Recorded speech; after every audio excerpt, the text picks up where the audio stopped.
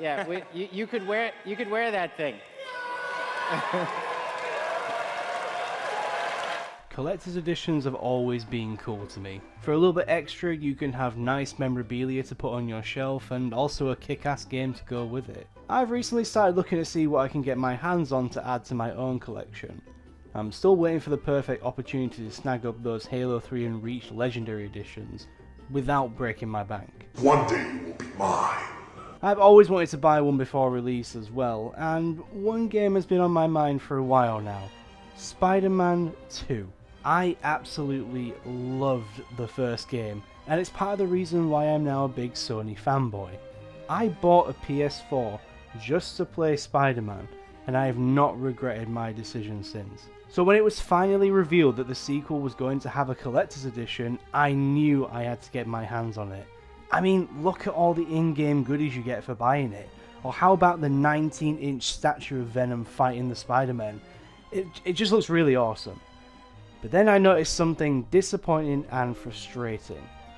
A steelbook case with no disc inside. Fucking why? Now, I know I'm not alone when I say the thought of getting a cool looking steelbook case with no physical game is like getting a cheese and tomato pizza with no tomato. Back in the day when you got a steelbook for a game, the disc was inside, ready for you to put into your console. But now that we're moving more and more into the digital age, companies are forgetting that there is still a core audience of gamers who like having a physical game in their hands. Sony are perhaps the biggest culprits of this transition. Horizon Forbidden West and God of War Ragnarok's Collector's Edition obviously had their big obligatory statue or feature with a few little bits extra thrown in for good measure. But once again, included a steelbook with no goddamn disc. For a while I thought it was just Sony that did this, but then Bethesda and Microsoft announced the Starfield Collector's Edition with, say it with me now, a steelbook with no disc inside.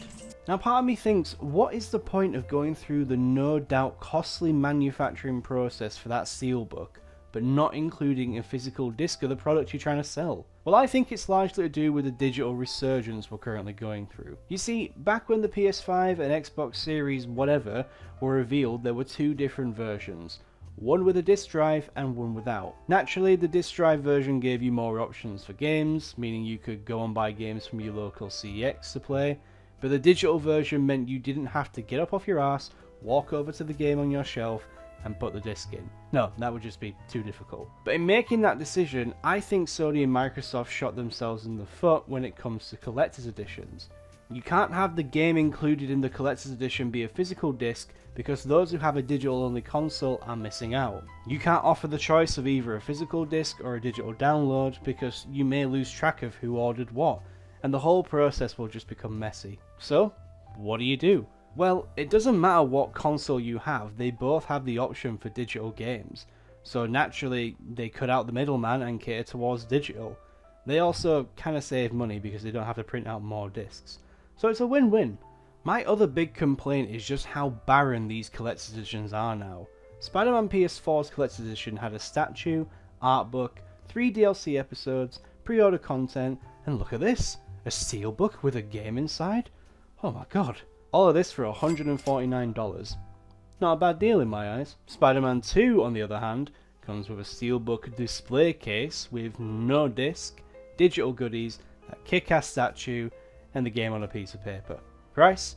$230. You can clearly tell what it is you'll be mostly paying for.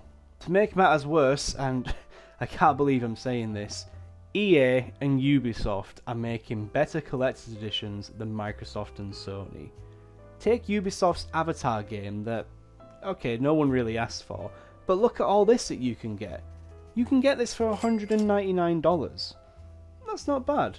Or how about that Dead Space Collector's Edition, which includes a wearable Isaac Clarke helmet with lights and a bunch of other cool stuff. There's even a CD in there. I mean, granted, nobody uses CDs anymore, but there's a CD there.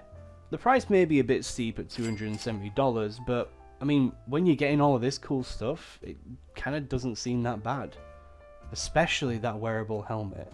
You don't make me do something I'm gonna regret. I think it's safe to say that if you're getting showed up by EA or Ubisoft for anything, then you are definitely doing something wrong.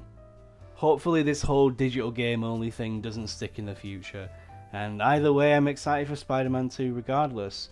But I've got to say, I do miss it when you could actually hold the disc in your hand and say, yeah, this is mine. I do hope collector's editions improve, but I'm still glad that we get them years later.